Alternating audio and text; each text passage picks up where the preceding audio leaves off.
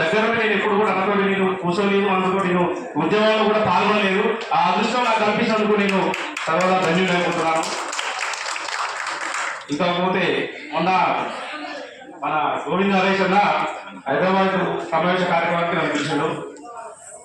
ఎక్కువగా మన దాంట్లో ఏదంటే ఇప్పుడు డప్పు అనేది నామూష్ అయిపోయింది. చాలా మంది డప్పు కొట్టడం అంటే చాలా నామూష్ అయిపోయి అసలు డప్పులు ఎప్పుడో పక్కన పడేసి కొడదామంటే కూడా అసలు డప్ప అన్నక్కడికి ఏమో లేదు డప్పు ఏమో అని చెప్పి పక్కన పెట్టుకొని ఆ డప్పు అనేది మగ్గున పడిపోతుంది. కాబట్టి ఆ మగ్గున పడి డప్పులు నేను 2015-16లో ఆ తోలు డప్పులు తీసుకొని ప్రపంచ తెలుగు మహాసభలో చాటించి చెప్పినాను.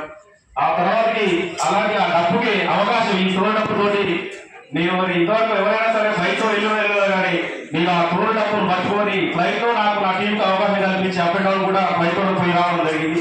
అసలు అంత అదృష్టం కలిగినది ఈ డప్పు వల్ల నేను ఎక్కడికి దూరమైనా డప్పులోకి పోయి రావడం అంటే అది మనకి అదృష్టం. నాకు అంత అదృష్టం కలిగించే డప్పుకు నేను సర్వదా ఎప్పుడైనా సరే నేను డప్పులో ప్రేమిస్తూ డప్పుతోనే నేను ఉండాలని నేను కళాకారులు డప్పుతో డప్పు కళాకారులు నిలుపుకోవాలని కోరుకుంటూ మరొక విషయం ఏంటంటే అన్న 1,00,000 డప్పులు 1000 గుంతలు కార్యక్రమంలో మెయిన్గా ప్రతి ఒక్కరు కూడా ఇంట్లో డప్పు కొట్టరాకుండా చాలా మందికి డప్పు కూడా కొట్టరాలి మన భార్య దగ్గర.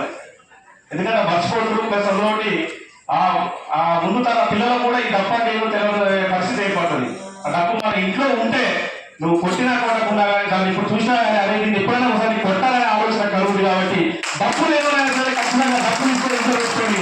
రేపు అన్నదాని కార్యక్రమానికి ఖచ్చితంగా రావాలని కోరుకుంటున్నాను ప్రతి ఒక్క మానవుడు. ఎందుకంటే మనం ఈ చరిత్రలో ఎందుకు అనుకుంటున్నాం అంటే చరిత్ర అనేది చెప్పడానికి బాగా డప్పు రాబడ్డ పిల్లలు ఎప్పుడైనా ముందు ఈ డప్పుని ఎందుకు దాడి ఏంటి అని అన్నప్పుడు ఈ డప్పు వల్ల నేను ఉద్యోగం సాధిస్తున్నామమ్మా, ఈ డప్పు వల్ల మీకు ఉద్యోగం వస్తుంది, ఈ డప్పు వల్ల మీరు చరిత్రలో అనగా ఉద్యమానికి సపోర్ట్ కలగడం వల్ల నీకు ఎంబీసీ వర్గీకరణ జరిగి నీవి అలా ఈ స్కూల్లో చదువుతున్నావు, ఈ స్కూల్లో నీకు ఉద్యోగం రాబోతుందమ్మా చెప్పని ముందు తరాలకు మన పిల్లలకు చెప్పడానికి ఈ డప్పు అనేది ఎంతో ప్రాధాన్యత సంతోషించుకుంది. అలాగే ఈ డప్పు కార్యక్రమంలో ఒక విషయం ఏంటంటే రాష్ట్ర కోఆర్డినేటర్స్ కి నా సూచనగా ఆ 1,00,000 డప్పుల కోఆర్డినేటర్స్ కి ఒక డ్రెస్ కూడా ఒకటి ఏర్పాటు చేయాలని కోరుకుంటున్నాను.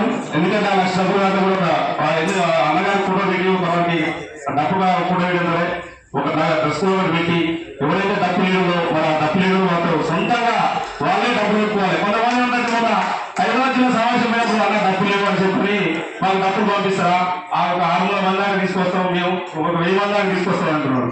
అదే డబ్బులు నువ్వు తీసుకొస్తున్నాయి బాబు. ఒక 500 వ్యక్తులు రోజుగా 10 రోజులు 100 రూపాయలు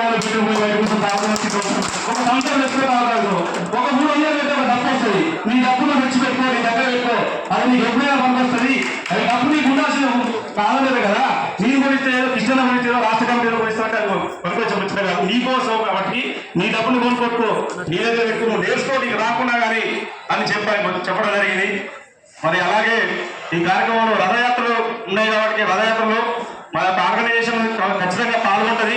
ఎవరైతే ఒకవేళ అక్కడ ఉన్న ఏ జిల్లాలో ఉన్నారో ఆ జిల్లాలో ఆ రథయాత్రలకు అక్కడ ఉన్న కళాకారులకి మేము యాడ్ చేసి వాళ్ళకు సపోర్ట్గా ఆ రథయాత్రతో పాటు మా డప్పు కళాకారులు కూడా డ్రెస్ కోడ్ ఉన్న కళాకారులు ఉన్నారు కాబట్టి ఖచ్చితంగా జిల్లా వైజ్గా రాష్ట్ర వైపు ఉన్నారు కాబట్టి వాళ్ళందరూ కూడా రథయాత్రలకు సపోర్ట్ చేసి ఆ ఉన్న 30 రోజులతో పాటు రథయాత్రలకు సపోర్ట్గా ఉండి వాళ్ళకు ప్రచారంలో పాల్గొనాలని కోరుకుంటాను.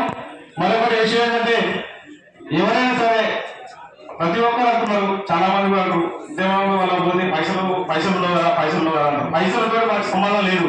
అన్నగారు మనకు 30 ఏళ్ళ నుంచి కష్టపడి 30 ఏళ్ళ నుంచి మనకు మన జాతి కోసం కష్టపడుతుండు. మన జాతి రక్తం మన ప్రత్యక్ష దైవం మానవ ప్రత్యక్ష దైవం కృష్ణన్న గారి కోసం మనం ఖచ్చితంగా కష్టపడాలి. ఈ కష్టపడి తీరం వచ్చింది లాస్ట్కి వచ్చింది కాబట్టి ఈ లాస్ట్ లో కూడా మనం కష్టపడి మన అన్నగారితో పాటు పాల్గొనాలని కోరుకుంటూ నేను ప్రతి ఒక్క జిల్లాలో కూడా ఆర్గనైజేషన్తో పాటు జిల్లాలో కమిటీలందరికీ నేను ఖచ్చితంగా చెప్తాను, ఆ రథయాత్రకు పాల్గొనాలని చెప్తున్నాను.